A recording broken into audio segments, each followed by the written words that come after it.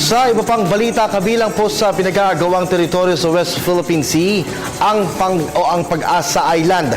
Bagamat malayo sa kabiasnan, hindi ito naging hadlang upang makibahagi ito sa paggunita sa anibersaryo ng EDSA People Power Revolution. Kung paano, alamin natin sa ulat ni Waywaya Macal.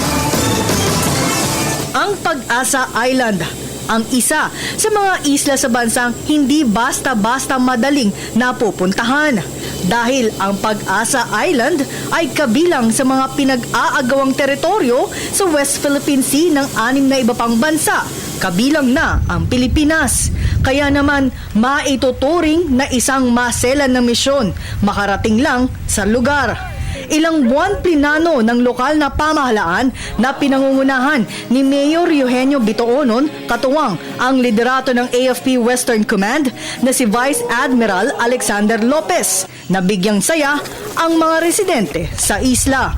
Sa kauna-unahang pagkakataon ay nagkaroon ng selebrasyon ang munisipyo ng Pag-asa Island sa araw mismo ng anibersaryo ng EDSA 1. Kaya naman maituturing itong makasaysayan at makabuluhang araw bilang isang Pilipino na ginugunita ang kalayaan ng bansa.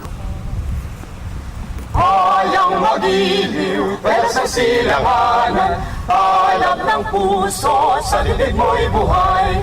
Lupang hinirang. Misyon ng mga opisyal na pawiin ang mga lungkot ng mga residente at mga sundalo na nakabase sa Pag-asa Island.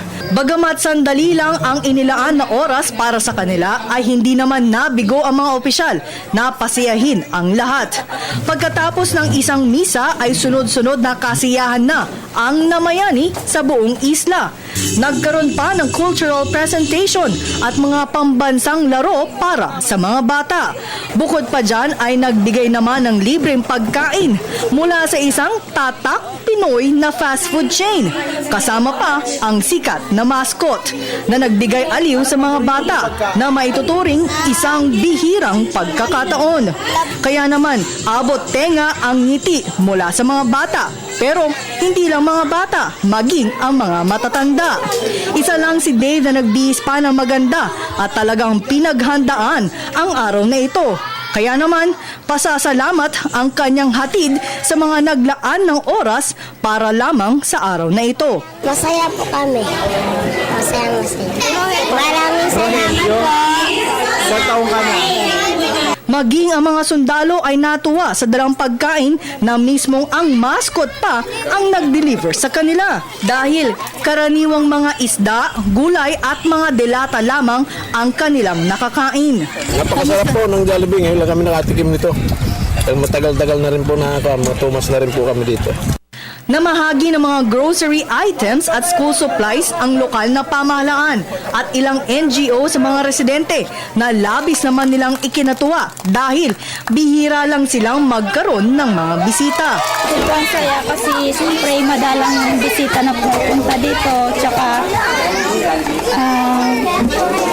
best talaga na yung mga tao dito na pumupunta, kailangan malakas lang talaga yung loob. Sa kaparehong araw ay ginugunita ng AFP Western Command ang kanilang anibersaryo at ito ay piniling gawin sa isla. Kaya naman, nagmistulang delivery plane ang C-130 cargo plane. Bit-bit ang kasiyahan sa lahat ng mga nagbibigay serbisyo sa bayan at mga residenteng piniling manirahan sa isla. Ayon kay Lopez, nais lamang nilang ipakita sa lahat at sa mapayapang paraan na ang Pag-asa Island ay parte ng Pilipinas. Nagkaroon kami ng pagkakataon na isabay yung celebration ng EDSA sa pagbisita namin dito dahil akmang-akma yung message ng EDSA, di ba? Diwa ng EDSA. Pero very symbolic, no? What we have done today is very symbolic and historic in a sense. Malaking bagay ito. Kasi if I may relate, kasi one time nakasign din ako sa isang isla, no? Pag may nagbigay sa akin, salamat. Especially, look, nandito si Jollibee. Akala natin mga bata lang natuwa. Actually, mas unang natuwa yung mga matatanda.